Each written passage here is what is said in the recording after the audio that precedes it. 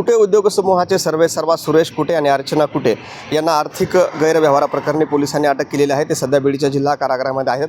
मात्र बीडमध्येच त्यांची एक फॅक्टरी आहे हेअर ऑइलची। त्या फॅक्टरीसमोर काही आघोरी प्रकार झाल्याचं धक्कादायक घटना समोर आली आहे। मी तुम्हाला दाखवतोय की ही तीच तिरुमलाची हेअर ऑइलची फॅक्टरी आहे। द कुटे ग्रुप असं या ठिकाणी लिहिलेलं आहे आणि याच फॅक्टरीसमोर काही आघोरी प्रकार झाल्याचं व्हिडिओ सोशल मीडियावर व्हायरल झाले। त्याच्या अनेक बातम्या देखील पाहायला मिळाल्या आणि याच ठिकाणी आपण पाहू शकतो की आघोरी कृत्य करण्यासाठी जे काही साहित्य लागतं ते सगळं साहित्य या ठिकाणी पडलेलं आता सध्या देखील पाहायला मिळतं।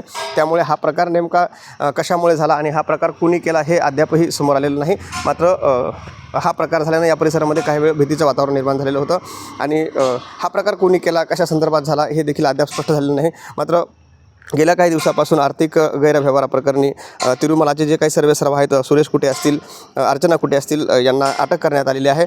त्यांच्या वेगवेगळ्या ठिकाणी अशा कंपन्या आहेत, त्यामुळे या कंपन्यामध्ये देखील मोठ्या प्रमाणात गैरव्यवहार केल्यानं त्यांना ताब्यात घेतलेलं आहे।